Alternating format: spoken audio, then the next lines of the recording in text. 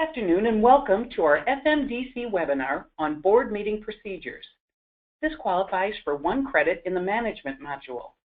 Thanks so much for joining us today. And I'd like to say a special thank you to our corporate sponsor for FMDC, NAMICO. Just as a quick reminder, NAMIC operates under an antitrust policy. Please keep this policy in mind as you ask questions. If you have any questions or concerns regarding this policy, please email fmdc@namic.org. It will last only 60 minutes. If you have any trouble with the system during our webinar, please call the NAMIC office at 317-875-5250 and ask for me. She'll be able to assist you during the webinar today if you need it. We will also be recording today's webinar, and recordings will be available beginning tomorrow for your colleagues who are unable to attend this afternoon. Information about all webinar recordings is available on namic.org. Please select the View Virtual Event Calendar, which is located at the bottom right of the NAMIC homepage. If you would like to ask a question during today's webinar, simply submit it through the question feature on your GoToWebinar Control tab. Our presenter will answer as many questions as possible throughout the presentation. And just for background, the FMDC program was started in 2007 to provide training for farm mutual directors who may have come to a company's board with plenty of knowledge and experience, but have little experience as a member of a board of directors. If you aren't currently enrolled in the program but would like to be, please email fmdc@namic.org for an application form. For our webinar today, we welcome Greg Dykstra, Chief Operating Officer and General Counsel at NAMIC.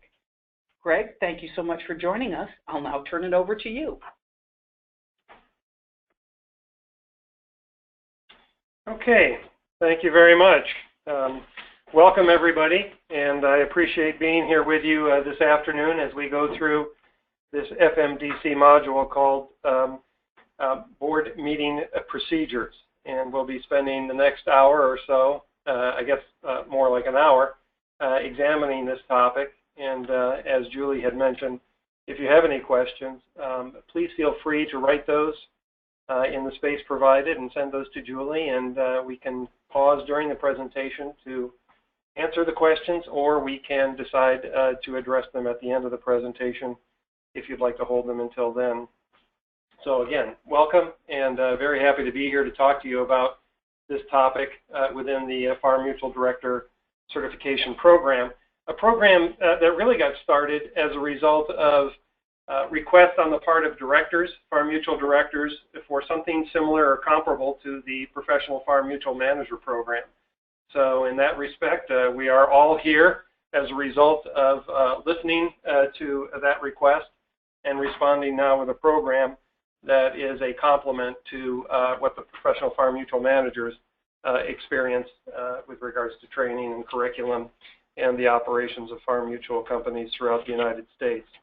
You know, our purpose today really is not to have this be the end of a discussion, but really to continue a discussion, or perhaps maybe start one at your company with regards to board meetings. Something that can take up a fair amount of time on the part of those involved, both directors and managers, and important that it be done well and effectively, both in the sense of getting things done, but also in the sense of providing a rewarding experience for everyone involved as you seek to continue to retain managers, and as managers and boards seek to continue to retain directors. Some of the things that we talk about today could work or may work for your company, some may not. This is not a one-size-fits-all kind of presentation. Again, these are in the nature of ideas and experiences of other companies, or even perhaps NAMIC in some respects, since that's my most relevant experience, that might be useful for your company or might not. So certainly feel free to pick and choose out of what you hear as a part of what you might explore for your own company. The important point there, bullet point on this slide, is that you're thinking about governance issues at your company and about more effective meetings, which is, again, a key activity or function of boards in their oversight responsibilities and how they go about participating in the management and running of farm mutual insurance companies. The board meeting, of course, is a very important function and a very important part of overall governance for any company, and that includes farm mutual insurance companies. The board is certainly responsible for the affairs of the mutual company, whether they actually are the ones implementing or making specific decisions all the time, or have delegated that to a committee or to a manager or to perhaps even an outside group, is for the directors and the board to determine. As that second bullet point points out, directors direct, managers manage, and that within the scheme of things is how companies, particularly in the U.S., have operated very successfully throughout its history. The board meeting is, in fact, a time when you get together to discuss these matters. It's not the only time, of course, that board members engage on mutual company business, but it is a very critical time and a very important time, and a time that can be used to maximum advantage for everyone involved, including the board, including management, and to the benefit of policyholders, employees, and other stakeholders with regards to the mutual itself. Just by way of a quick overview of the presentation, we will spend a little time just kind of doing a governance refresher. That's always helpful, I think, with putting any kind of topic in the director certification program in context. So we'll spend just a few minutes on that. Then I think the bulk of the presentation is in what happens before a meeting, what happens during a meeting, and what may happen after a meeting, in an effort to really kind of organize the materials, but also give some structure to how to think about these issues and how to perhaps organize your discussions at your respective boards with regards to meetings, if that is a subject you all choose to explore in greater depth following this presentation or as a part of your overall attention to governance improvement as it occurs within your company. And then at the very end, I did want to highlight and bring to your attention or to expand your awareness of regulatory changes that are impacting board practices. These are board practices, particularly at insurance companies, in light of some recent action by the NAIC, who, even if you are not subject to direct regulation through NAIC policies or regulatory practices, there is, as you know, a trickle-down effect or trickle-over effect, often in many states, where the practices that are applied through the NAIC in the individual states toward insurance companies are typically do wind up in one way or another influencing board practices or governance practices at all insurance companies. So we will spend some time just in that area, mostly for your awareness in anticipation of what might be coming. Remember, governance is many things, including the culture of your organization. And so while we're going to be talking about a very distinct aspect of governance, namely meetings and how to conduct meetings, we know that, as I mentioned before, there is no one-size-fits-all. We tend to kind of downplay at NAMIC the idea or the concept of best practices, in quotation marks, only because, for the reasons stated on this slide, only because many companies, in fact most companies, if not all, are unique, have their own unique culture, have their own unique history and experience, and things that work well for them that might not work well for others. And so it's very difficult to come up with a single standard applicable to all companies at all times. So we keep that very much in mind when we present these topics and when we encourage you to think about governance practices or ways to improve how you do things. The goal of a governance structure, again, this is by way of refresher maybe in context, is it should do certain things, and some of those things are listed here. Certainly assist you in the fulfillment of your fiduciary duty as a director, duty of care and duty of loyalty. Certainly should assist you in, at this particular practice, any practice of course, but in this case, the practice of meetings, help you to provide direction and oversight, help you to pay attention to risks, whether those be legal or other types of risks, financial risks, reputation risks, sustainability risks, all those things, and then support your decision making, and of course what happens before decision making, which is analysis and review. So let's talk about a little bit of a governance refresher, some of which we've already engaged in here in this call and webinar today. Governance is an aggregate of things, and we've mentioned culture, but it also is method, process, systems, controls for providing direction to the business and the operations, and then executing and implementing that direction. Now keep in mind, when we say organization, that means the totality of things that happen. It's not just the board. It is also the management structure. It's also how employees are organized. It might be the committees that you have at the board level. And it might be the influence or participation of outsiders like auditors or accountants or lawyers within that overall governance practice or method or process or system or control. All of those things contribute to governance. Now, what we're going to talk about is obviously a very specific board practice, namely meetings of boards, and we'll want to spend some time talking about that. But governance is bigger than just the board, but it is substantially about the board too, particularly in this area.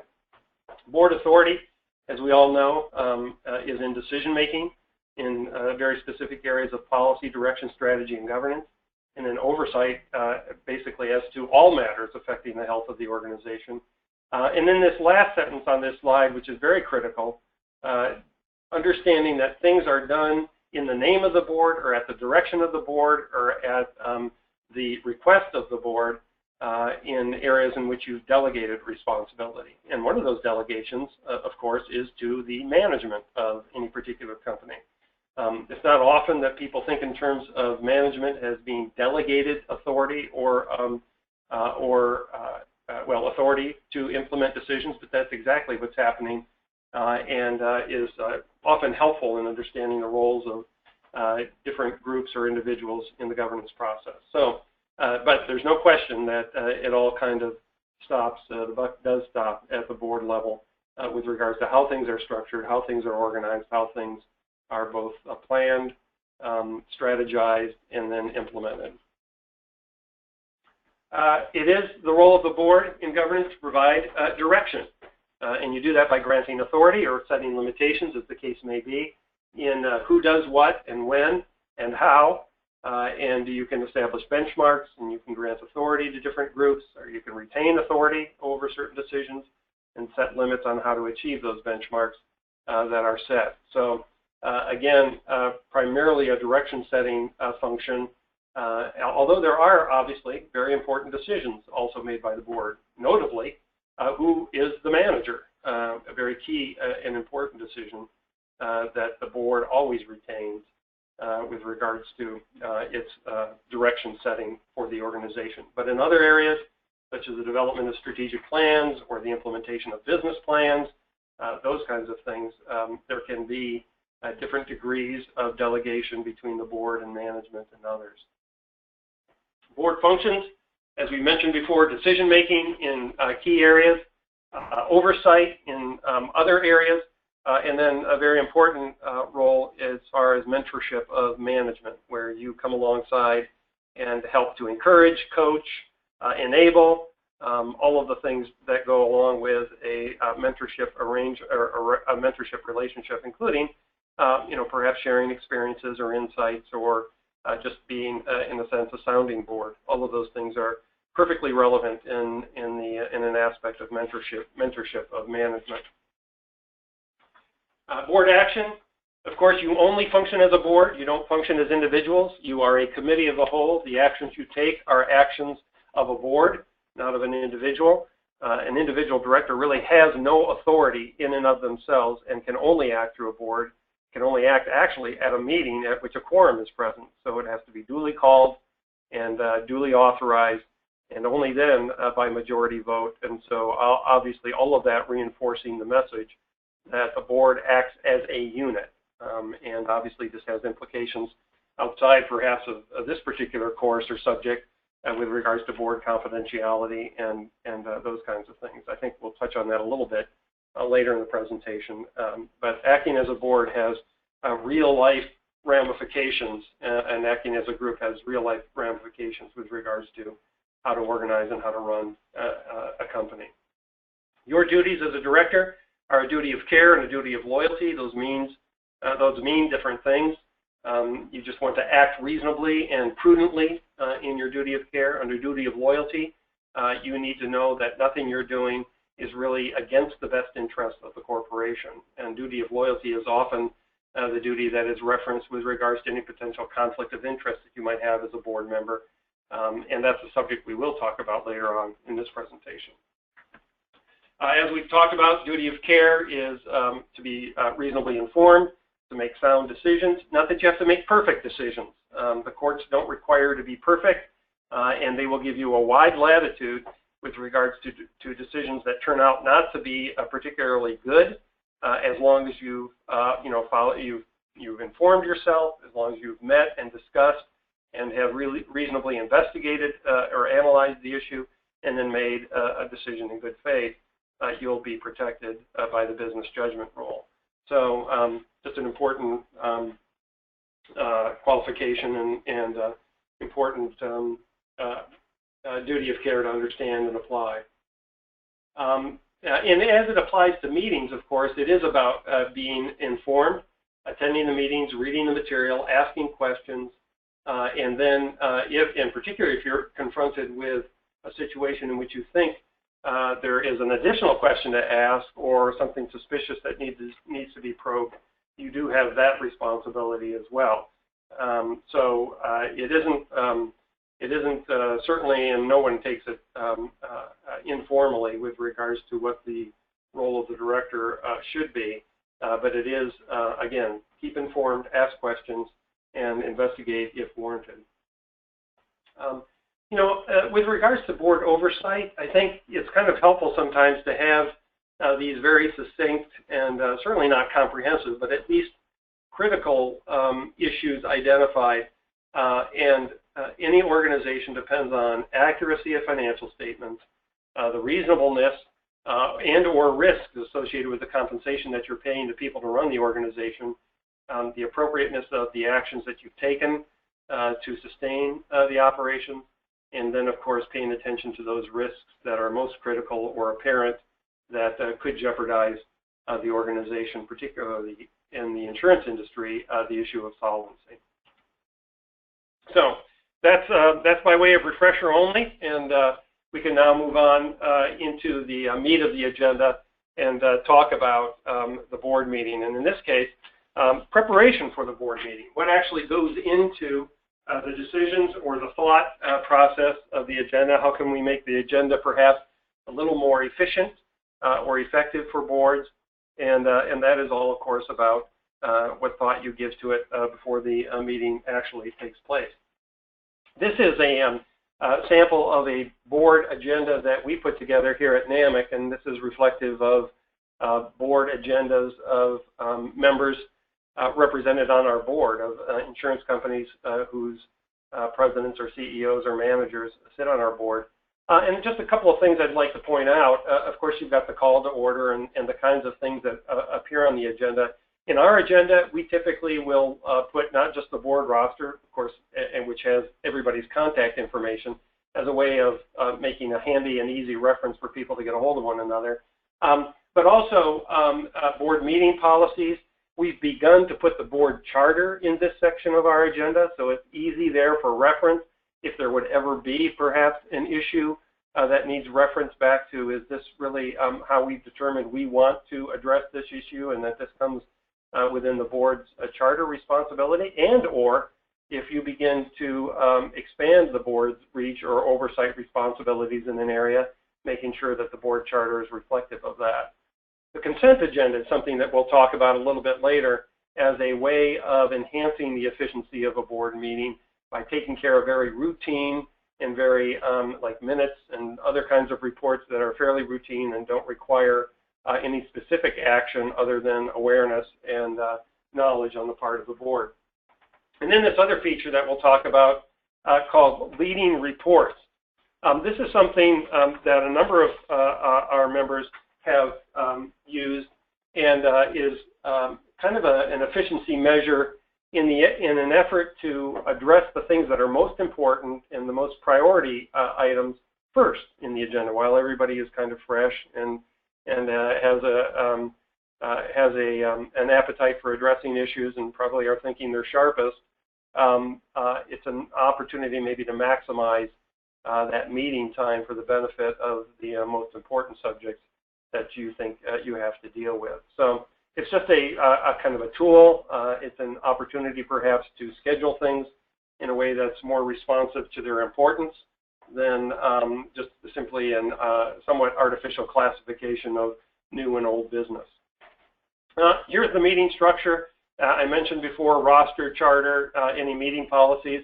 For instance, one of our meeting policies is a conflict of interest statement, so that, again, we remind the board that there is this thing called a conflict of interest, and that the main mechanism by which you manage conflict is disclosure. Just make sure that the board and everybody in the room is aware that you may have a conflict.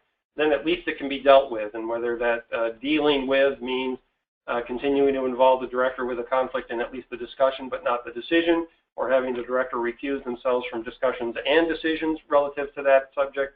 All of those can be addressed, and you have the opportunity to address them, but you can't do that if you don't know about it.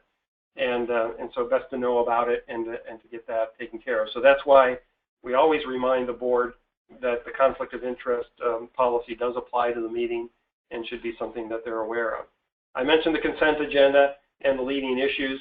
And then for NAMIC and for a number of the member companies who serve on our board who have assisted us in developing our own agenda, special presentations, the auditor or the actuary or any legal. Again, the idea being, let's address the things that need our best attention and perhaps our best energy at the beginning of the meeting. We always schedule an executive session, and I know many insurance companies do this. And it may be that 2 minutes into the executive session, nobody has an issue and the executive session is over. Sometimes I hear companies or boards that we participate on ask, is there a need for an executive session? Does anybody have a need for that? Personally, I kind of discourage that. I say just go into executive session, and the first question you ask the board is, does anybody have an issue? If they don't, you cancel the executive session. Otherwise, it kind of defeats the purpose of putting it in there as a kind of automatic thing you do, and then doesn't become an issue for anybody, particularly perhaps a manager or a staff person who wonders, okay, why do they go into executive session sometimes and not others? Just go into executive session, and if there's nothing to talk about, conclude, and you're done and over, and it doesn't feel awkward or weird at the end of the meeting. And you're not putting anybody on the spot to kind of identify one. Another kind of handy tool, I think, with regards to organizing meetings and preparing directors for meetings, and it's a little bit longer term, obviously, in perspective, is a meeting calendar, where you are able to identify for the board and we do this almost every board meeting. We certainly identify the dates of the next board meeting or the board meeting scheduled a year out, but we also use a meeting calendar, particularly for committees. Here's what you can anticipate we are going to address in the next year.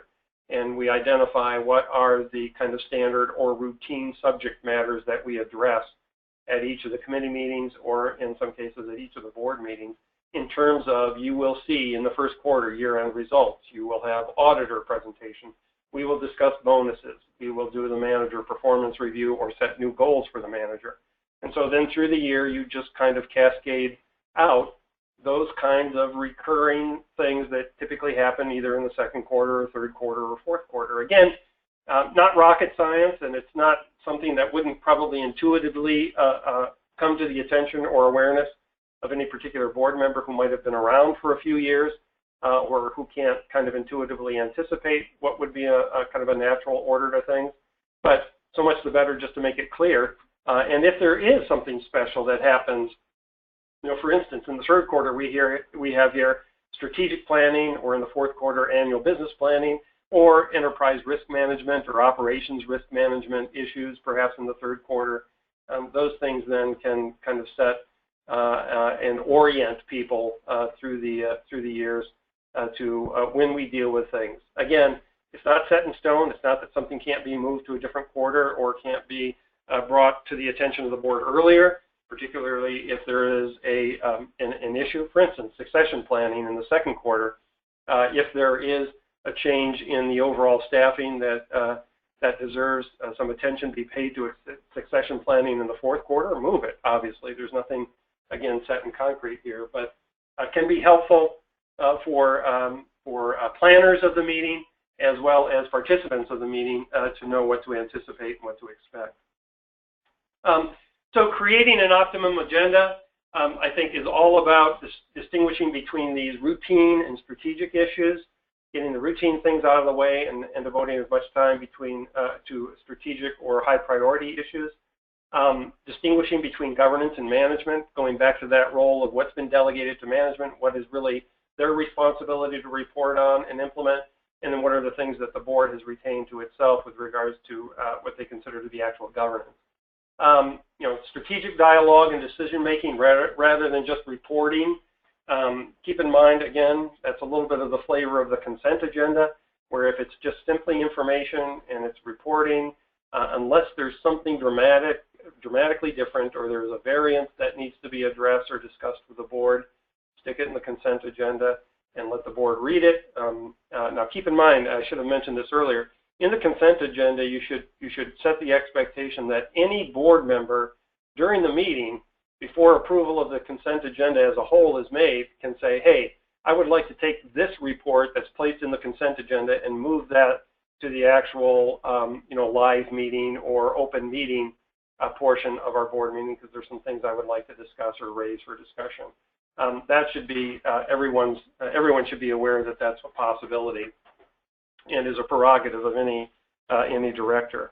And keep in mind, this isn't. I talk a lot about whoever is preparing the agenda and they give thought to these things, but you as an individual board member, each board member, in fact, can have input into these kinds of things and can encourage this kind of pre-meeting preparation and an enhancement of the actual board meeting conduct itself as they're able to weigh in. Again, in this creating the optimum agenda idea, just more of the same here with regards to make sure it's something that's connected to the role of the board or its due diligence function. Again, refer to the board charter if you need to. Keep in mind, is this an element of planning or strategy, or is it just more tactical? And those things can help in some decision making, and then lead with the most important issues as people are fresh and energized. We often, and if you'll refer back to that sample board agenda that I gave you from our meeting, and again, this is something that we've been encouraged to do by member company managers and CEOs who serve on our board. Define an outcome that's desired. Is it action? Do you want the board to take a vote on something? Do you want information? Is it just a passing of information? And consider whether that goes in the consent agenda. Or is there discussion? And so you wouldn't put it in the consent agenda, you would put it in the open meeting portion of the agenda and then be prepared to have the board discuss it. If there's nothing strategic or different or unusual or in response to maybe a previous board request in a committee or task force report, don't spend a whole lot of time on it. Ask the board members to read it. If they have a question, certainly address it.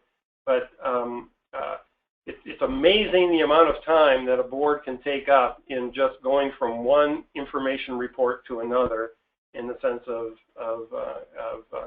presenting it and getting the board to kind of focus its attention on it. Again, avoid simply reporting. Identify, but if there is a strategic issue or if there is an issue that the board feels the committee needs to address, certainly don't neglect that or overlook that.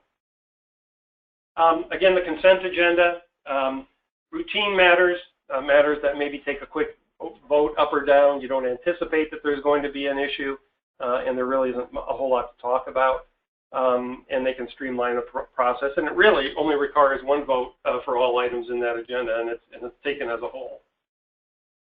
Here's a listing of the kinds of things that you would see in a consent agenda: minutes, factual reports. Again, this is getting a little redundant to what we've already talked about: committee reports, minor operational changes, such as staffing appointments, or just routine updates.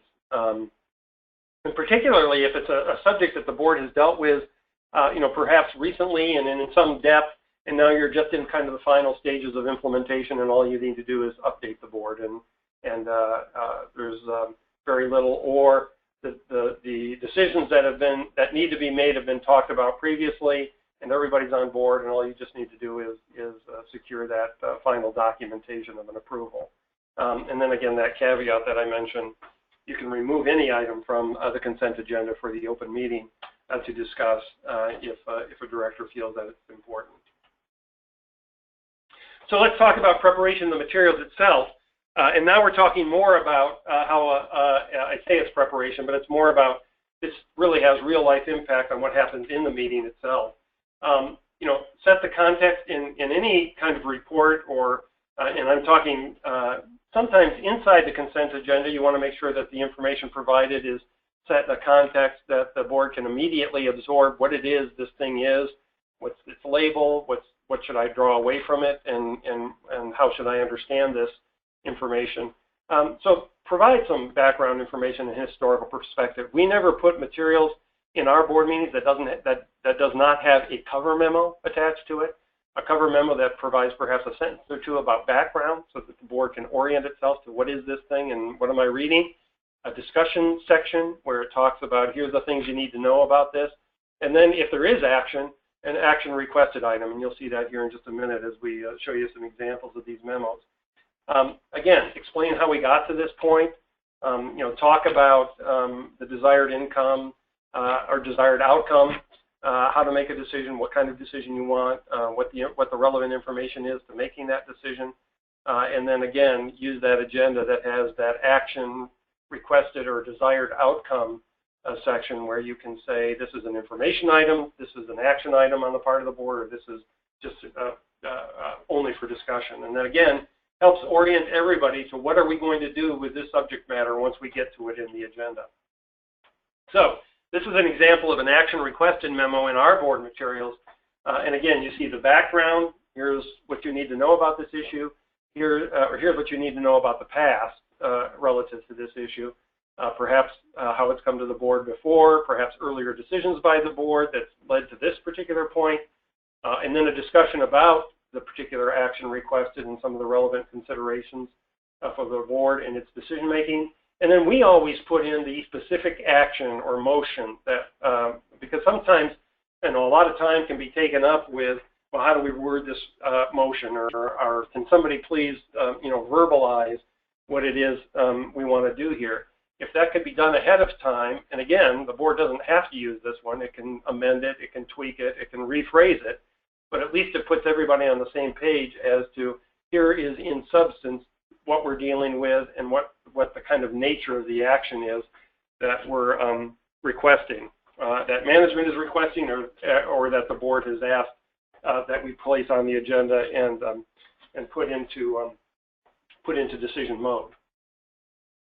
And then here's the counterpart to the opposite, which is an information. Now that I see this, I notice that this memo has all background and no discussion section. But there is a discussion section similar to the one that you just saw. That again, you give background, and then you give current discussion or current information that we label as discussion information. And then you either have discussion or you just simply say this is information only.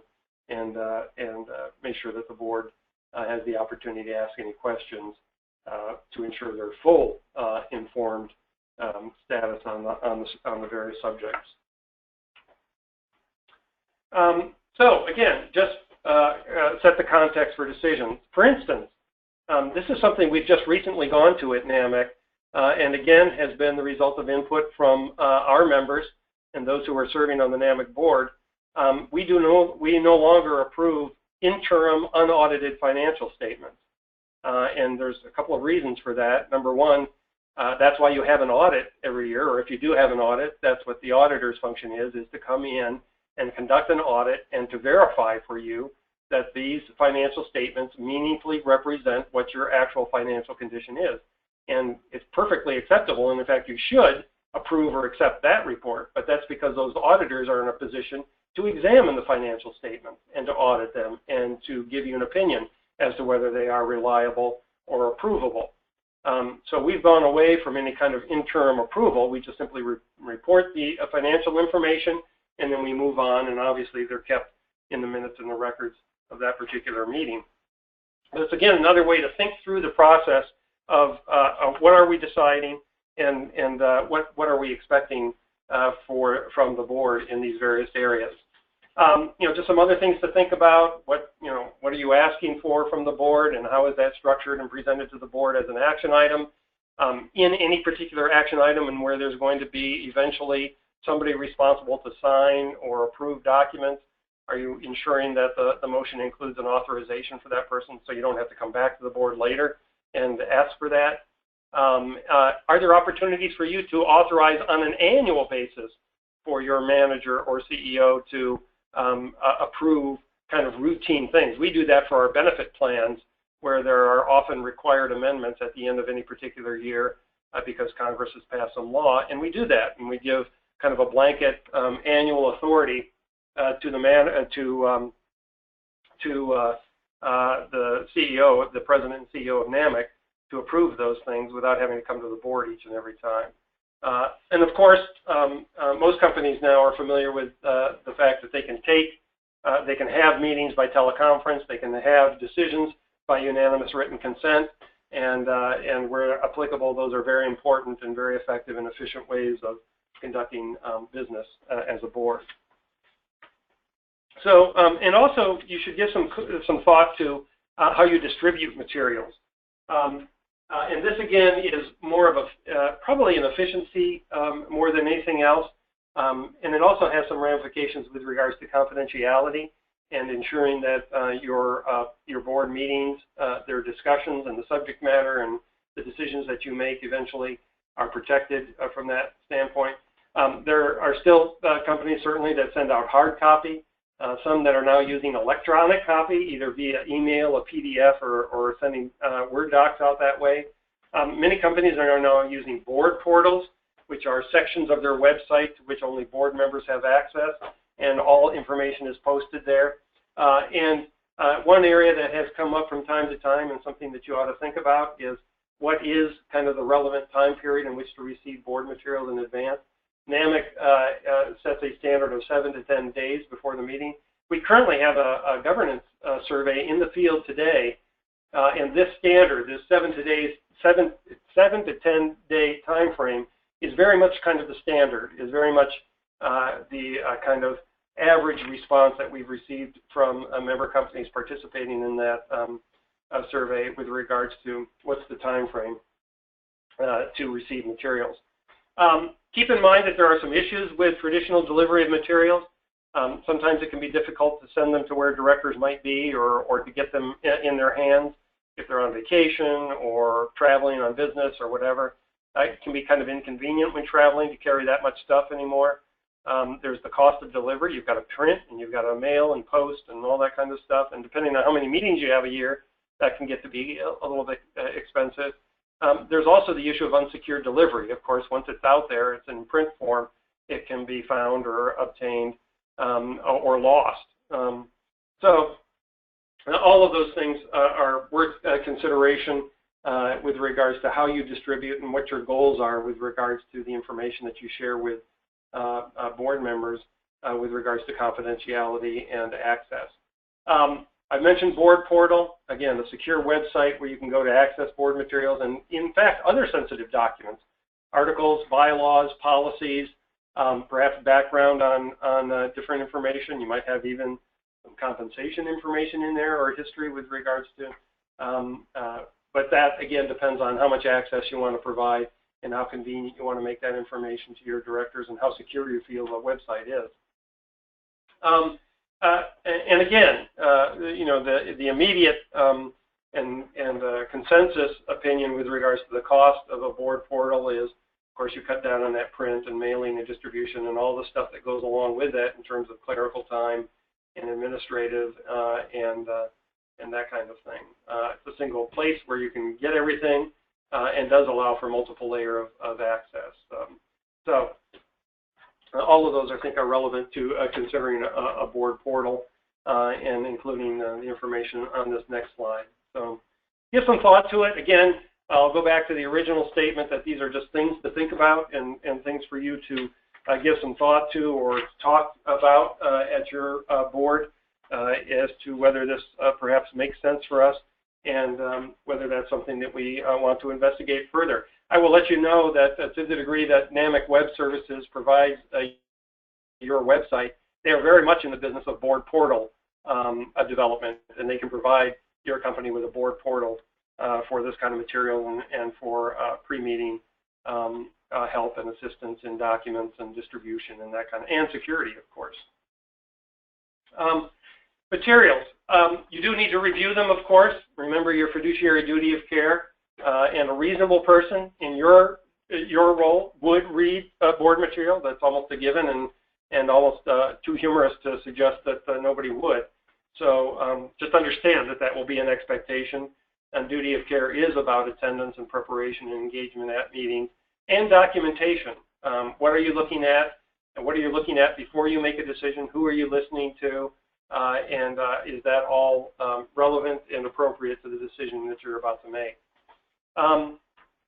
Certainly, you're going to want to be aware of a variety of things, and you're going to bring that awareness to any decision or discussion you have, including what do your bylaws or articles say, if it's relevant to the discussion, of course. What previous policy announcements have you made, perhaps with regards to employee behavior or with regards to how you address items that come to your attention? Have you set some standards or guidance with regards to what you think you need to do or what you want, what steps you want to go through as you provide perhaps some comfort to either your management team or your staff with regards to how you go about making decisions. You need to know, of course, how a meeting is called and how a meeting is convened to make sure that whatever you're doing is legitimate and within your authority as a board, at a duly called meeting to take action by a majority of directors who are present and who are disinterested, in other words, not in a conflict with regards to the decision that's being made. So all those things, while they can be kind of intuitive to us and they can be kind of assumed to be in place at a meeting, you want to just make sure that they are in fact present when that might be important to a critical decision that you're making. Again, here's an example of a board portal or website. This happens to be NAMIC's, and you can see some of the things that are listed here where they can access bylaws, they can access board member lists and rosters, they can examine certainly board materials, even past board materials, and other important documents that they might want to have available to as they prepare for a meeting. Another kind of area of preparation is, and this can be provided in your board portal or it can be provided and available at the meeting itself, is a director's guide or manual where you collect a lot of reference material, board information about structures or terms or meeting schedules. When I mentioned that a board calendar, you can certainly place that here in an effort, again, to give some awareness to everybody or to your directors about what gets dealt with when. You know, structure, employee organization chart. This happens to be taken from NAMIC, but this we've seen, or I've seen these in a number of member company situations where they have the same kind of thing, director guide or manual. Again, it's intended to be an aid or a tool for reference during a board meeting or prior to a board meeting, and we've consulted it on occasion during our board meetings with regards to decisions that we've had to make. When it comes to calling a meeting, again, go back to who has the authority to call. Typically, this is not an issue, but in kind of an unusual situation or in certainly any kind of situation that calls for an emergency board meeting, you'll want to just make sure that you followed through on whatever your articles and bylaws require. If it's a change to the bylaws and your bylaws or articles insist that advance notice goes out and the advance notice has to include what is it about the bylaws that you're going to change or what, at least what is the topic that you're going to address in that bylaws change, and that needs to go out 30 days before the meeting, you're going to have to abide by that, or you're going to be, the potential challenge exists later on, and typically when it's most important, that decision could be challenged. So know about notice requirements. Know that notice can be waived. Oftentimes that can be waived either because the director appears at the meeting, and that is ipso facto a waiver of notice, or a lot of times if you feel that that waiver of notice is needed, everybody will show up. Of course, notice can be waived in writing, and so you ought to have something available for everybody to sign when they get at the meeting that they're waiving notice, and then you have that documentation and you can move on with the meeting. Convening a meeting is a matter of quorum. Again, you have to have a quorum in order to have a duly called meeting. Again, this is pretty basic stuff, and the decision has to be by the majority. Keep in mind that if you do have non-voting members of any kind, they're not counted in determining the quorum. Keep in mind that the independence of a director might be an issue, depending on what the issue is. Are all directors present disinterested? Do any of the directors need to be excused from the discussion or the decision-making in order for the decision actually to be valid, or at least to withstand some later scrutiny? Do your bylaws allow proxy voting? Typically that is not allowed at a board meeting. Again, the theory being you are a board member, your fiduciary duty requires you to be present to hear all of the arguments and the information and the analysis prior to making a decision, and you can't do that by proxy. You can't authorize somebody to listen for you and make your own independent judgment based on the information presented in the meeting. So typically director meetings do not allow proxy voting. That's different in the case of a shareholder meeting or a policyholder meeting where proxy voting is oftentimes allowed. Because again, they don't have a fiduciary duty as a policyholder to attend those meetings and vote in some kind of fiduciary capacity. And our other attendees or participants present. It's fine if they are, but keep in mind that they may not count toward the majority or toward a quorum. You can rely on those outside attendees with regards to decision making, and those people, or those experts, in other words, that you rely on, in fact, include your managers, the people running the company. They are considered to be, in the eyes of the law, experts in the business of running an insurance company. And so to the degree that you've hired them and believe them to be competent in the areas in which they are operating, you can rely on their judgment and their opinions and their recommendations. Now, you can't do that blindly. You certainly still have to exercise your oversight responsibilities. But in other areas, the same thing applies. Legal counsel, public accountants, committees, if they've been assigned a matter that is within their committee charter, you're entitled to rely upon their opinions. Again, as long as, that wouldn't apply if the committee was composed of all self-interested directors addressing an issue in which that self-interest is being addressed. You wouldn't be able to rely on that committee opinion. But if they qualify as disinterested directors about the matter that they are dealing with and recommending to the board, you're certainly entitled to rely upon them. You're not entitled to rely upon legal counsel for an auditor kind of question, or an accountant kind of question. So keep that in mind as well. It's only in the area of which they are qualified to be competent. So just keep track of the attendees, understand what their role is, how they're counted toward or not a quorum, and whether they are going to participate in the vote and the degree to which you are going to rely upon them. Meeting and process issues, obviously the chair's role is to run the meeting. There is the subject of making motions and addressing board issues in a timely and organized fashion. Typically, that means, now you can follow Robert's Rules of Order. That is never my recommendation. You ought to find some kind of commonly accepted parliamentary procedure, something short of Robert's Rules of Orders, because that is a very complicated, very detailed, very specific, and I'm not sure you want to be held to that standard. There are other parliamentary rules of procedures that are available and out there on the web that you can reference, and they're just common. Make a motion, make a second, talk about the item, call for a vote, move on. And it doesn't have to be anything more common or than that. If you have Robert's Rules of Orders listed in your bylaws or articles of incorporation is what you need to follow, keep in mind that that could be perhaps something that comes back to haunt you if you aren't strictly following that process. And so that's why I recommend that you perhaps use something else or refer to something else. I mentioned executive sessions, and I'll mention that very briefly here. Again, I do think you ought to, my recommendation is that you ought to list that in every board meeting. Go into executive session. Don't ask the question, should we have one? If it's on the agenda, go into it. If you don't have anything, once you get into it, adjourn the meeting and be done. And keep in mind, we've had more than one executive session in a meeting. We have executive sessions with our audit firm, where staff will leave the room and the auditors will meet separately and alone with the board, and then staff comes back in and we conduct the rest of the meeting. So executive sessions are relevant not just at the end of the meeting of the board. Obviously, executive session topics can range quite broadly. They may include personnel matters that you don't want to address.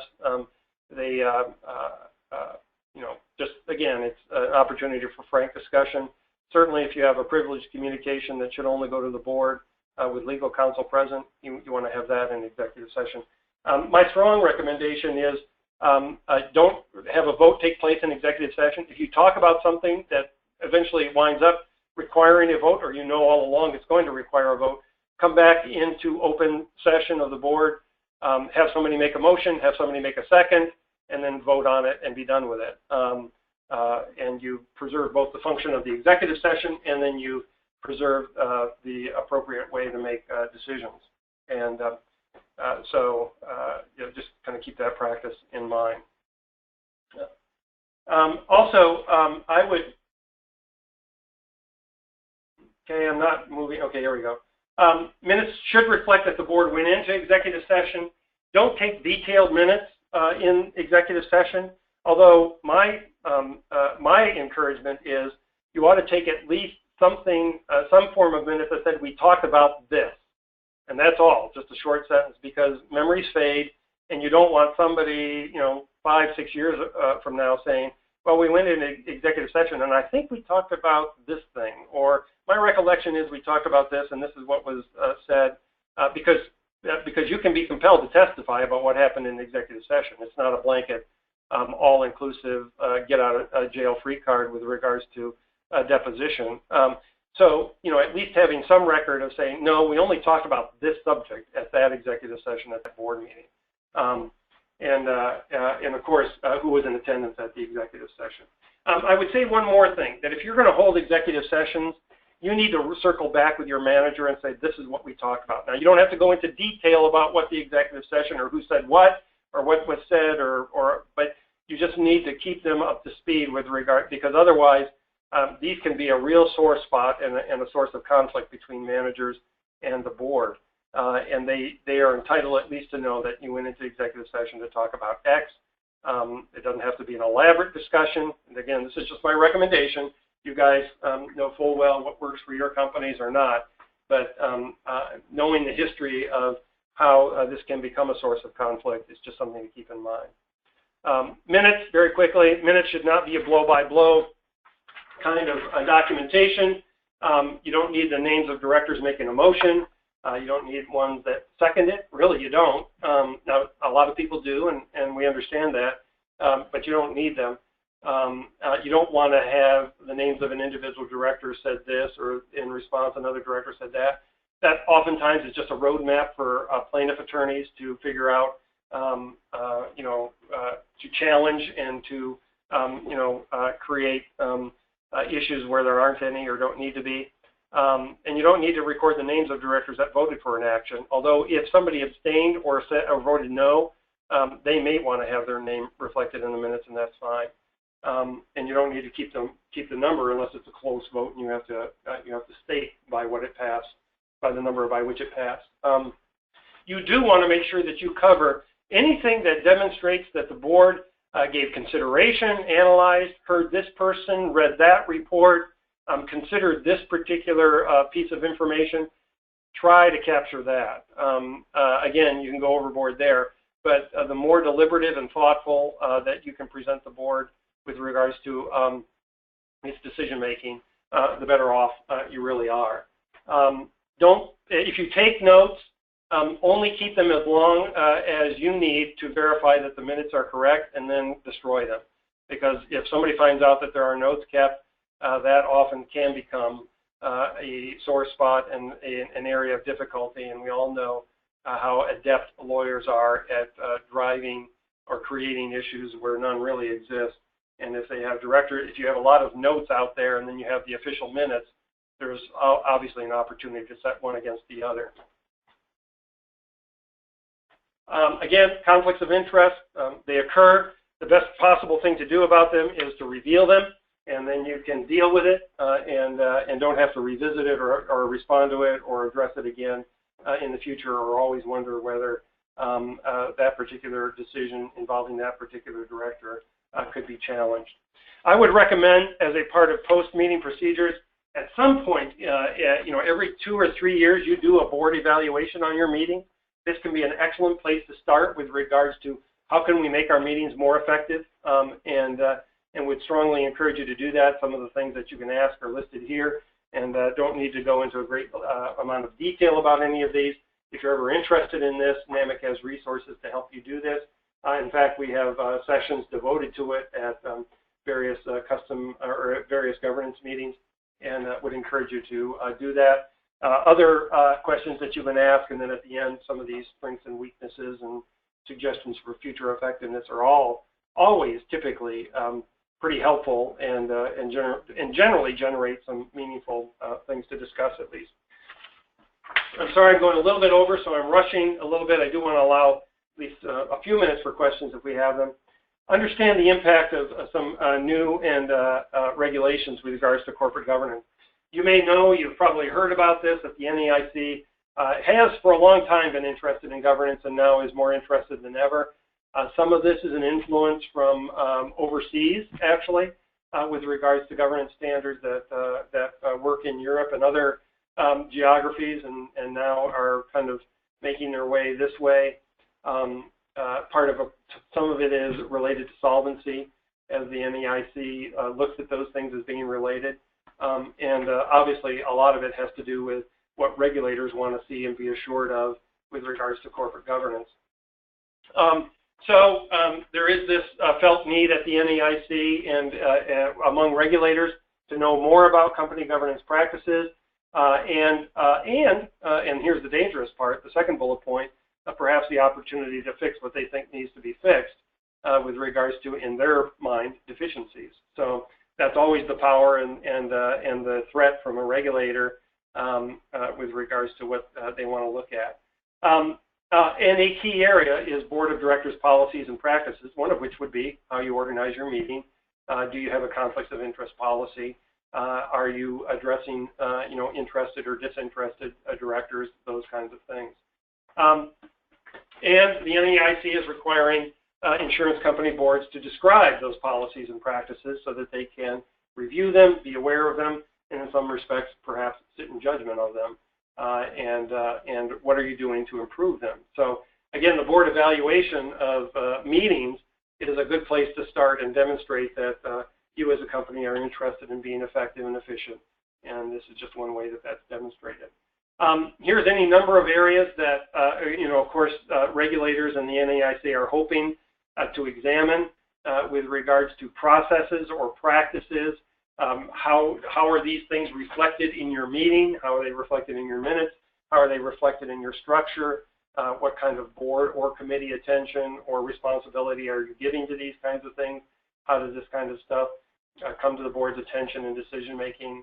So all of those things are very relevant, and you can anticipate perhaps hearing more about those, even at the Farm Mutual level, I think, where typically, given our efforts at proportionality, we try to translate these kind of requirements into things that are relevant for smaller companies, but we're not always successful, and although we have been in the past. So just know that it's out there, and this is a frame of reference for any regulator nowadays with regards to governance of any company. So I'll leave that at this level. And Julie, I guess we have an opportunity to take at least a minute or two or maybe more for questions. Yes. And Greg, thank you for sharing your time and expertise on this. And I am going to leave it open to see if there are any questions. Again, you can type it in the question or the chat feature on your panel on the right-hand side. And again, we'll leave that open for a few minutes, see if we get any questions. But in the meantime, this is just a reminder, if you have colleagues who were unable to attend the live webinar, all of the NAMIC FMDC webinars are available for purchase. Purchase information is available on namic.org. And even if you have an opportunity or don't have an opportunity to submit your question, but think of one, if you just email the webinars at namic.org, we can funnel your questions and get them answered. And it does not look like we have any questions now. So again, Greg, I'd like to thank you for sharing your time with us, and I want to thank all of you for attending our webinar today. You will be receiving an evaluation to the email address that you had on your registration. If you're completing this webinar for FMDC credit in the management module, you must fully complete the evaluation to receive credit for your participation by the date listed in the email. If you have any questions about any of this, the evaluation or the webinar, please email fmdc@namic.org. And again, I don't see any questions, so I'd like to thank all of you for your participation in this webinar this afternoon, and we look forward to your continued participation in this series. Have a wonderful afternoon.